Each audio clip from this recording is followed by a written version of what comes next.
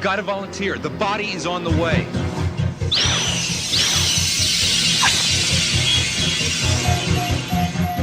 Sheriff. All Detroit has a cancer.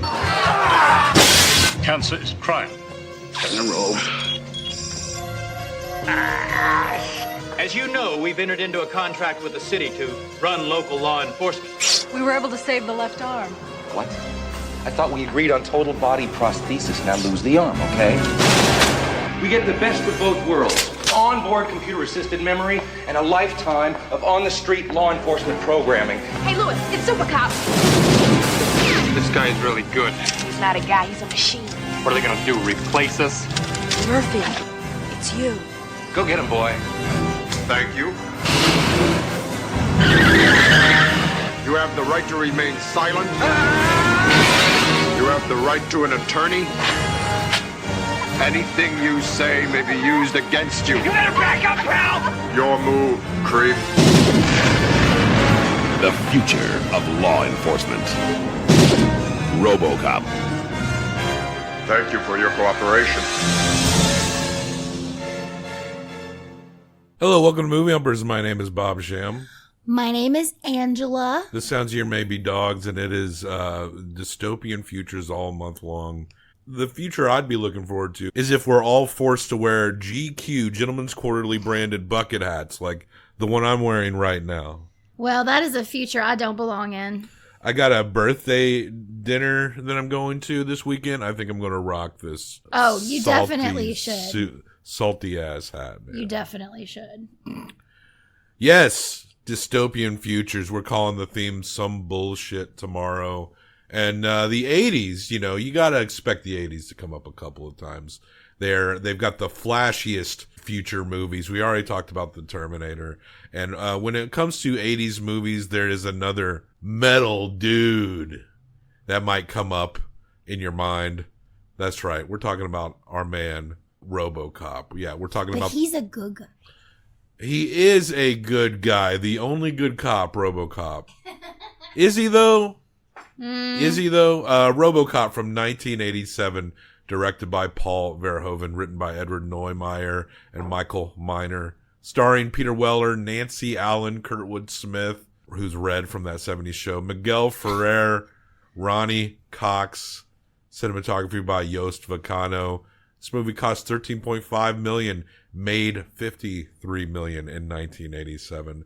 And, you know, we talked about Mr. Verhoeven's other movie, though also with an assist from Neumeier and Phil Tippett, who did work on this movie as well, with a few other effects guys. We talked about Starship Troopers, and this is a lot of the same personalities involved. But RoboCop, something about this future that almost feels too familiar.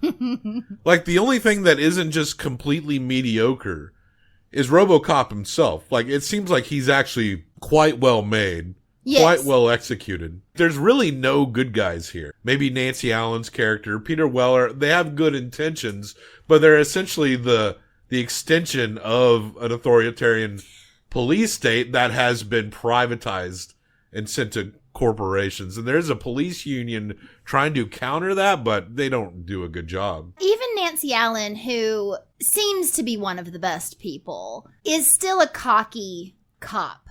Yeah. Who makes bad calls that lead to the death of the man to become RoboCop. Yeah, cops are not this brave either. It's like they're Well, self-preservation. Showing off. Self-preservation is their number one training. I don't think I'm trying to recall if even Nancy Allen's character, Lewis, actually accomplishes anything other than getting RoboCop to reconnect with his human side. That is the only thing. But yeah, as far as like taking down bad guys. Backup is still unavailable. We estimate 10 minutes before units can arrive. Well, you call it. Let's do it. Okay. A few minutes later. 12 seconds later. Well,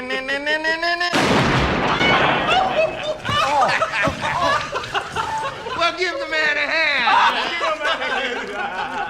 They both choose to go to this warehouse when there's a whole arms gang that we find out is an extension of this corporation. she says, do you want to go? And he goes, your call. And she's like, let's do it. Dumb bitch.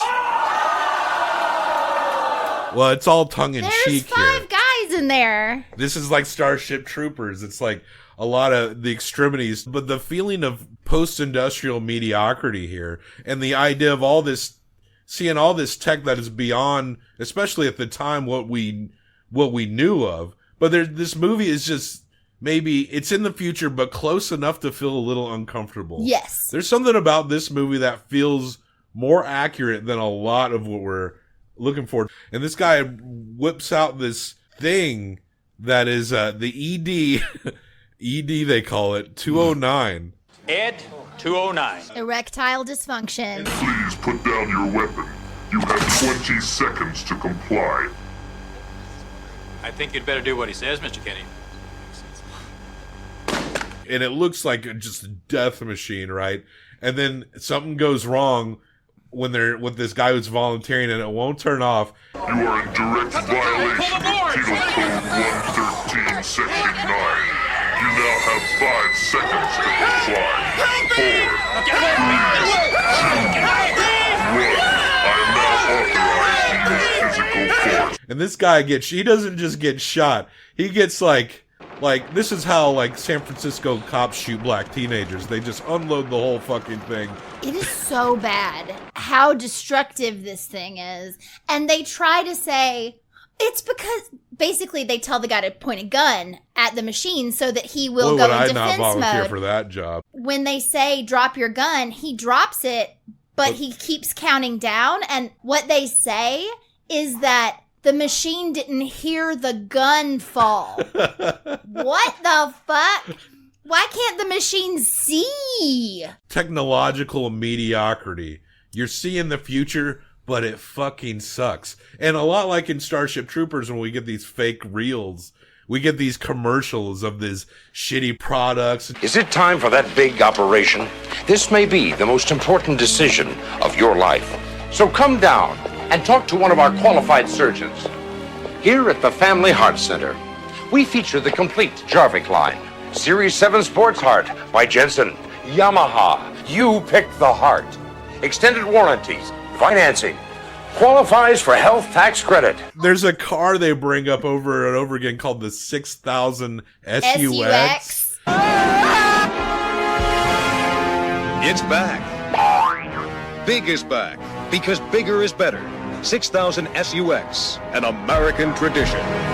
I think there was a time as well in which American car manufacturers made their cars shitty with the idea that people will come back and buy more, kind of like how they do phone tech now. I mean, this movie takes place in Detroit. They call it Old Detroit, right? The car manufacturer, Steel City. It is there's so much crime. Everything the police can barely hang on. The setting is so appropriate, especially when they're making fun of like the quality of what is being manufactured. And especially this car that they bring up over and over again that ends up getting blown up, like in this world in which they obviously don't care that people are living and dying. The solution is to just somehow strengthen the police force. That's not an answer to what has made everything the way it is. Plan B, proposed by this other junior executive, a machine that can only be completed should a cop die. And so he tells the guy, we should be able to get one in the next 6 months or so. He's just banking on someone dying. Yeah. They have been transferring people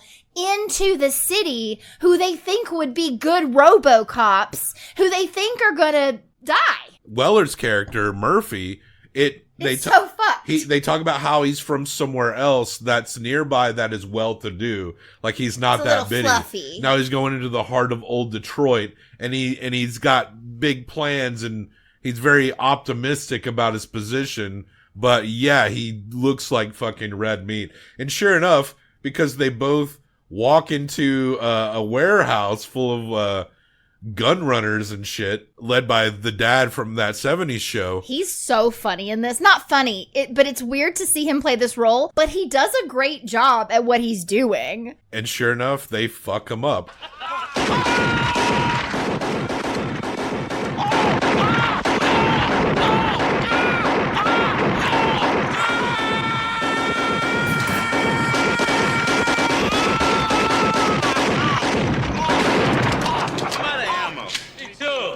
and they shoot him a ridiculous amount of times until they get him one, like, up in the side of the head. And Lewis walks up after they're gone and laughing and cackling that they executed They've shot the cop. his legs and one of his arms off. Yeah, they completely, a very drawn out, violent. This movie is incredibly violent. That's one thing everyone knows about it, right? But it's just also extremely cartoony, very comic booky. They do have RoboCop comics, but not before the movie came out. But it definitely just feels like that 80s trying to feel a grown-up comic book vibe, right? Especially the ED 209 or whatever. I could totally see a whole comic book page of just that guy. Absolutely. The ED 209 is so funny to me because and there's a point where they do successfully turn Weller into a RoboCop, and this guy sicks the ED at him, but RoboCop manages to foil the ED very easily by walking downstairs. And you see the ED just fucking flop, and it can't get up. And this thing looks like it could destroy like a whole village, but this thing just fucks up at every moment. And when it gets caught in the stairs, this is a movie I watched a lot as a kid, but as an adult, seeing that is just so fucking funny.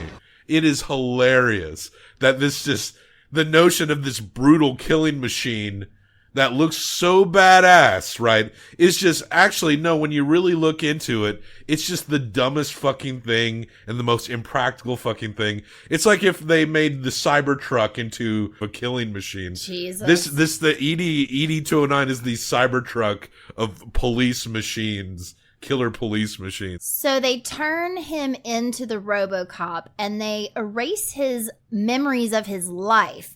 But the whole concept is that because he was once a cop, you have embedded within this robot cop a lifetime of policing, experience, and knowledge. We see him going out in a montage of some policing. He doesn't just kill everyone right off. Some people he does take alive.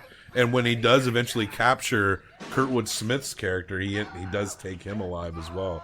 But in this world of weird mediocrity, even though the guy who made him, the executive kiss ass that made him, is played by Miguel Ferrer, he maybe isn't as bad as the guy who just wants to build faulty machines, but like he is like a total piece of dog shit. He comes in at one point and the head scientist lady says, "We saved one of his arms," and he goes, "No. Yeah, cut it off. No, that we need machine arms. It needs to be completely a machine." It turns out that the Kurtwood Smith gang, as we'll call it, is being employed by the executive who created the ED-209, so they send him after Miguel Ferrer's character and just fucking wax his ass. So that's the end of when we see him. And because he's riding real fucking high. He actually made something that doesn't fuck up. The only thing in probably this whole town of Old Detroit that doesn't fuck up. He's doing coke off the tits of this woman who is the quintessential 80s party girl. Sometimes I could just think of something and he could just get me so horny. Yeah, well, a mind is a terrible thing to waste. And I get bored so easily. Yep. And you need lots of stimulation, Bobby. Yes, I do. They don't really try to make it look like the future. That's one of the things that is more unsettling about it, is it just, at the time, it was like just a few years ahead kind of idea. It feels very rooted in the time in which it was created, which makes it seem more possible. Even in its comical, cartoon, satirical nature, connects you to it even more. There's a lot about our modern world and where it's going that is depressing, but also there's a part of me that just has to laugh at it just to keep from, like, there's a weird absurdity to it, like the notion of the Cybertruck or something like that is a perfect example of that. Just makes it more accessible, but the terror, the things that just seem to be complete shit. There is a a terror under the surface. They think that they have successfully erased his memories of the person he was. He doesn't even remember his name, but they left the parts that remember how to be a cop. And somehow within doing that, you can't erase an entire person's everything. So he starts to remember things. They also bring him back to the same precinct where he was, around people that are familiar. He was new, but Lewis is a big part. The cops are fascinated by this thing, but Lewis has a suspicion all along that this is the same her bottom old partner. of his face. Yeah. She can read mouths. And also, one of the gang members can read mouths very well, too, because they recognize that he was the dude they killed. I would like to point out that she and that gang member are smarter than everyone in any Batman movie. Well, that gang member that recognizes his mouth gets all washed up in like a chemical bath. That is so good and fucked up. It's so good.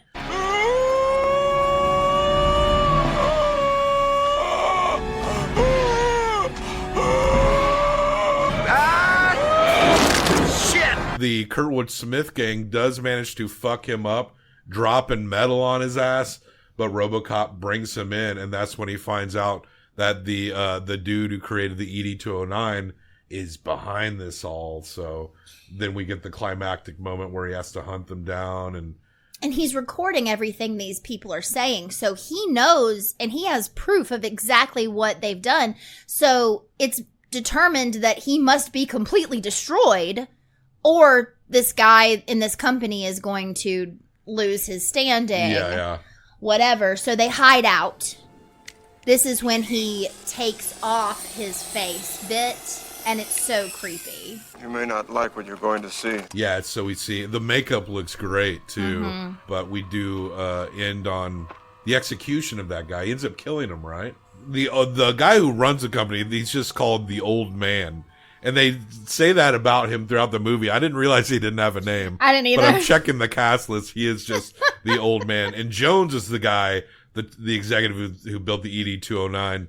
RoboCop cannot, his programming prevents him from shooting Jones, who's taken the Old Man hostage. Any executive of that company. But then the Old Man, of course, fires him. And it's called Directive 4 when he can't fire on people within the company. But he fires him. Dick, you're fired! Thank you.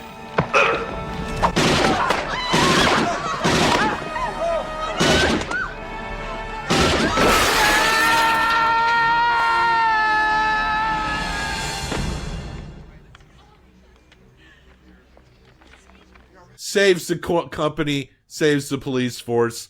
The Old Man asks RoboCop, Nice shooting, son. What's your name? Murphy. there aren't really good guys here, but the guys who aren't quite as bad win. Though everyone's a bad guy. It's like the American political system. But that's RoboCop from 1987. This movie is so much fun. Mm-hmm. This movie is so funny. And the visceral, violent nature of it, just so over the top. It's probably one of the better, without technically being a comic book movie, it's probably one of the best comic book movies, and how it embellishes those notions. Yeah. And the pop culture sensibilities. It was just such a perfect movie for its time. We're going to give it 1 through 5 each, combined for best out of 10.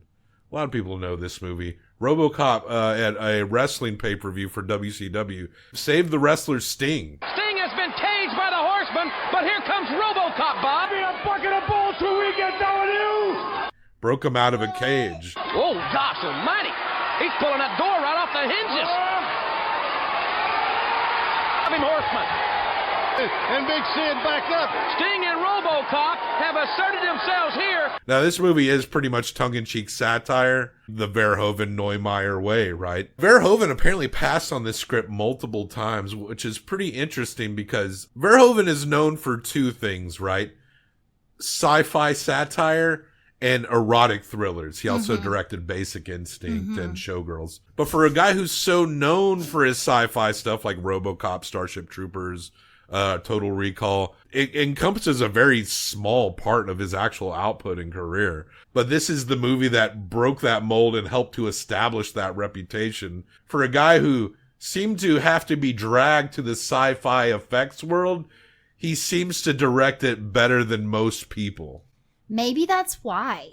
Yeah. Maybe because he knew what he wanted to do, but there wasn't the preciousness of it being something that was a passion project personally for him. And he was able to have a fresh mind towards it. Yeah. But he also how do I want to But he tell is this surrounded by people who are probably a little more immersed into these concepts. For sure. So it all just comes together nicely. RoboCop. We're going to give it 1 through 5 each combined for best out of 10. I'm a 4.5. I actually really think this is a pretty great movie. I'm a 3.5. Oh, whoa. A full point difference? That is a good score. Yeah. So check it out at an 8. Easy A for RoboCop by Paul Verhoeven, 1987. It's in between the movies Querelle by Rainer Werner Fassbinder and Alfred Hitchcock's Rope. Ooh. So at least as good as those movies, if not better. I do love me some RoboCop. So check the show notes for links to other places to find us. Like and subscribe, leave a comment. Tell me what you think of RoboHop. Oh, you RoboHot? Go check out RoboHop.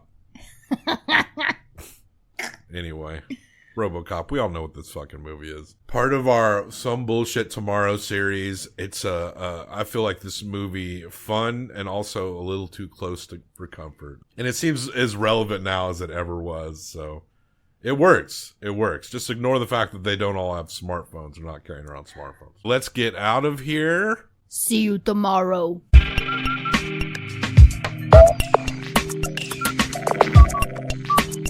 Red alert. Red alert. Red alert. You crossed my line of death!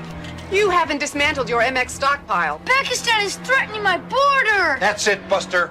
No more military aid. Nuke 'em. Get them before they get you. Another quality home game from Butler Brothers.